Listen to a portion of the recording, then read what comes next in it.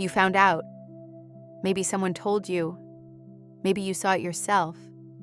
Maybe you just felt it before you had any proof. He moved on, and not quietly. There is someone else. And the part that breaks you is not just the loss. It is the question that comes with it. What does she have that I did not? What did I do wrong? Was any of it even real? I want to answer those questions today, not with reassurance, with the actual psychology of what happens inside an avoidant mind when he makes that choice. Because once you understand what is actually driving it, the question stops being about her, and it stops being about you. Before we go further, drop a number in the comments right now.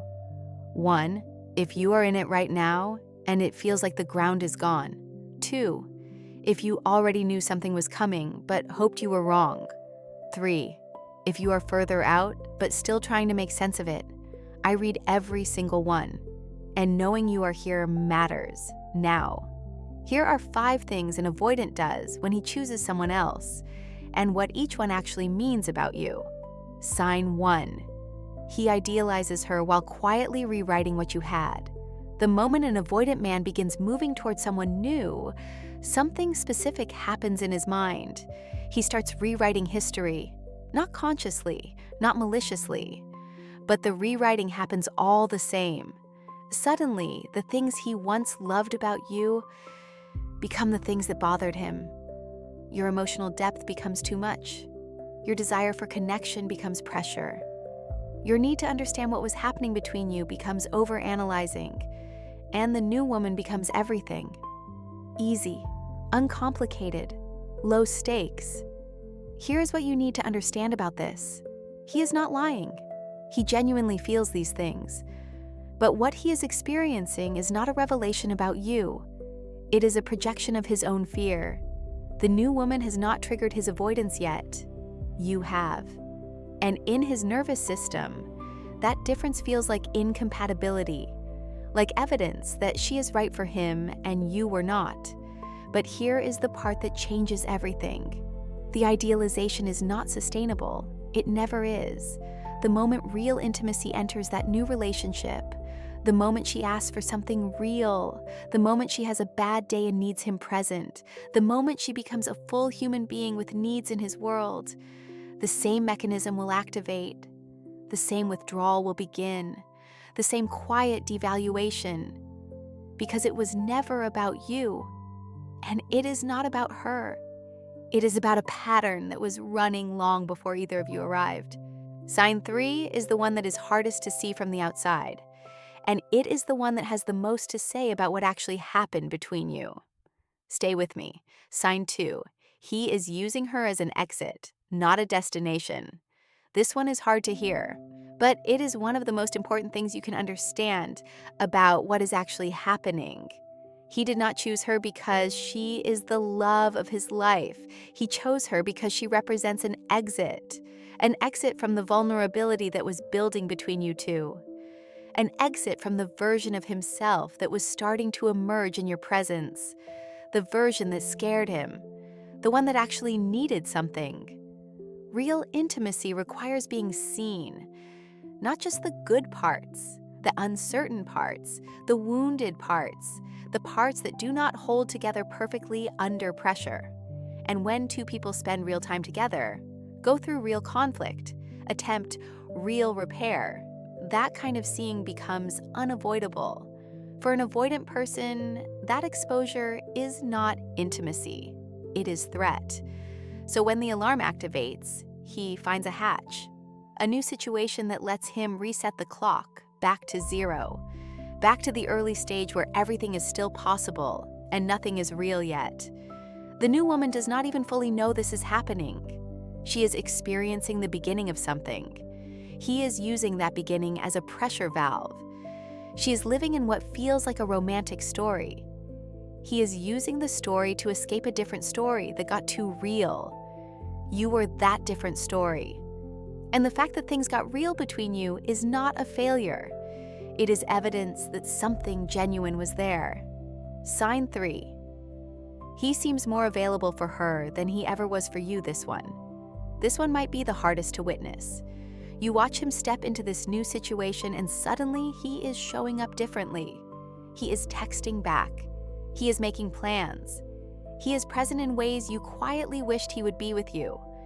And it feels like a specific kind of betrayal, like evidence that he was capable all along and simply chose not to give it to you.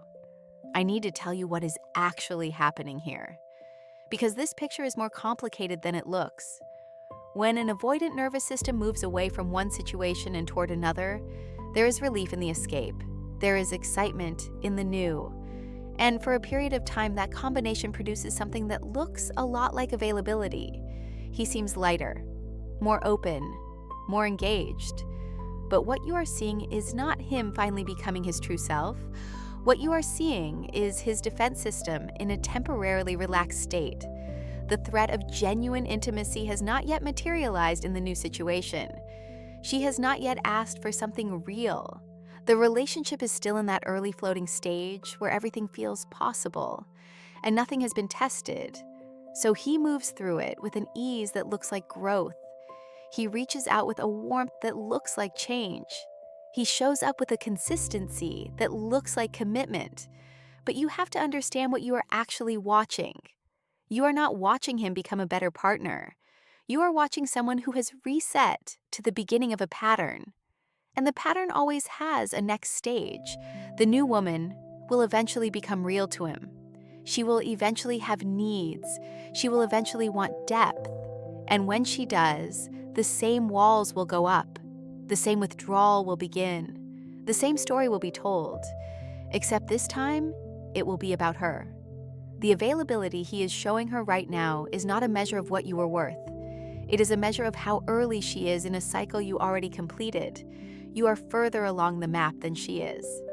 And what looks like him choosing her over you is actually him choosing a beginning over a middle, because middles are where everything gets real.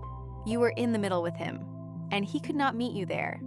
That is heartbreaking, genuinely. But it is not about your value. It is about his capacity. Sign 4. He tells himself a story that makes you the problem. When an avoidant man makes this choice, he does not experience it as running away. He experiences it as making a clear-headed decision. And the story he builds around that decision is specifically designed, unconsciously, to protect him from having to look at his own patterns. In his version of what happened, you were the one who was too intense. You wanted too much too soon. You could not just enjoy things without analyzing them. You needed so much. And eventually he had to be honest with himself about what was and was not working. Listen to how clean that sounds, how reasonable, how almost noble. He is not a man who ran from intimacy. He is a man who had the courage to make a difficult choice. That narrative is not for your benefit. It is primarily for his own. Because if the story were actually accurate, if he could genuinely sit with what happened, he would have to confront something painful. He would have to see that the problem was not the relationship. The problem was his response to depth, his response to need, his response to being genuinely loved by a real person. That confrontation requires a level of emotional self-awareness that most avoidants at this stage of their lives are simply not equipped for. So the story he tells positions you as the emotional one. And emotional, in his framing, means irrational, means excessive, means problematic. And it positions him as the rational one, the one who was just being honest, the one who bravely made a difficult choice. Here is what you need to hold on to. Emotions are not the enemy of clear thinking. They are information. They are data about what matters, what hurts, what we need. Your emotional responses to that relationship were not signs that something was wrong with you. They were signs that you were awake, that you were present, that you were actually in it. His discomfort with your emotions was not proof of your excess. It was evidence of his own unprocessed interior. The person who calls you too emotional is usually the person most afraid of their own feelings. Sign 5.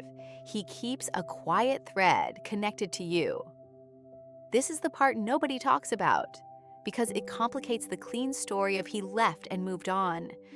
Even after an avoidant man has made this choice visible and real, there is almost always a thread, a lingering, a presence that does not fully leave, a late-night message, a social media interaction that feels deliberate, a mutual friend mentioning that he asked about you, a feeling you cannot quite shake that he has not actually closed the door.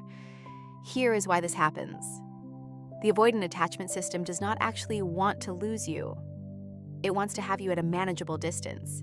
It wants the connection without the vulnerability of true closeness. And when he moves towards someone else, part of what that does for his nervous system is recreate that distance with you. The distance that paradoxically makes him feel something for you again. This is why avoidants often come back. This is why the person who could not show up when you were together suddenly seems to miss you once there is space between you. The feeling is real. But the feeling is real in part because the safety of distance has been reestablished. He can feel warmth for you again because you are no longer close enough to activate his defenses. And the thread he keeps connected to you is a safety net. Unconsciously, it is his way of making sure the exit remains available. Because if things with her follow the same pattern, and they likely will, he wants a thread he can follow back. This is not cruelty, but it is a form of selfishness that you need to name clearly. Because as long as you hold the other end of that thread, you are not healing. You are waiting. And waiting is not the same as living.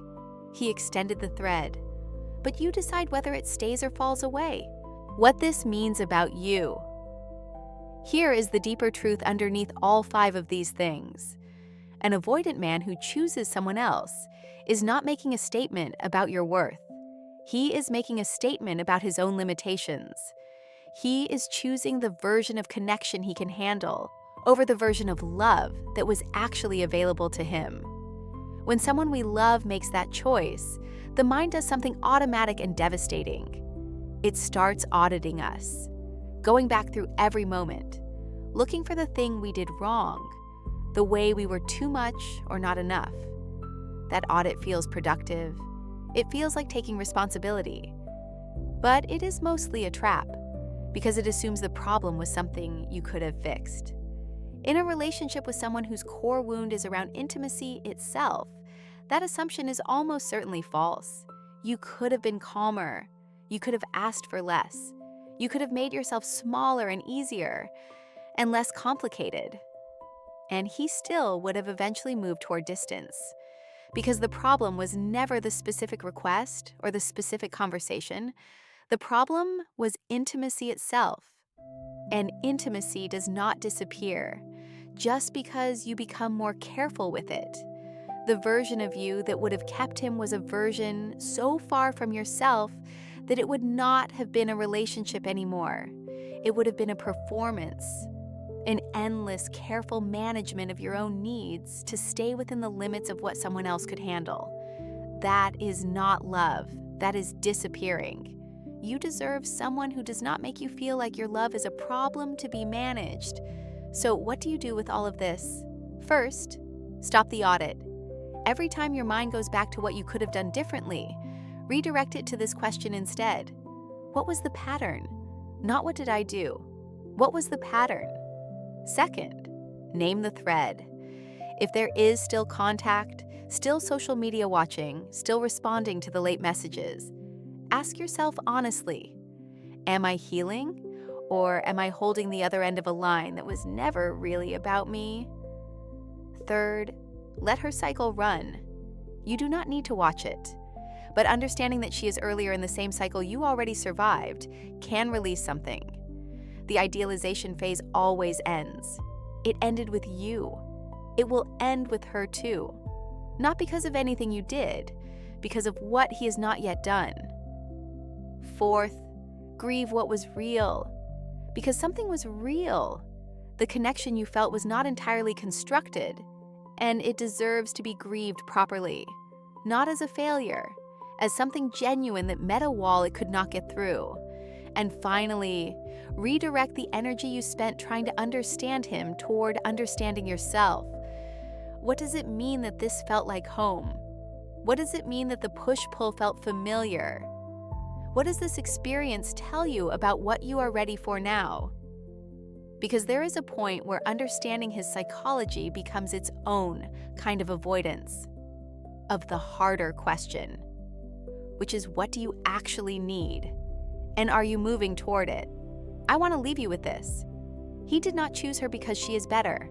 He chose her because she is earlier in the process, earlier in the cycle, earlier in the kind of knowing that, for him, activates the alarm. You were not passed over because you were too much. You were further along in something he did not know how to finish. And that is a loss worth grieving. What you brought to that relationship was real. The love was real. The hope was real. And real things deserve to be mourned when they do not find the home they were looking for. But they also deserve to be carried forward, not as evidence of what is wrong with you, as evidence of what you are capable of offering someone who actually has the capacity to receive it. You were not the problem. You were more than his ceiling could hold. Subscribe if this kind of honest, grounded conversation is what you are looking for. And drop something in the comments. Even just a number. Even just one word. I will see you in the next one.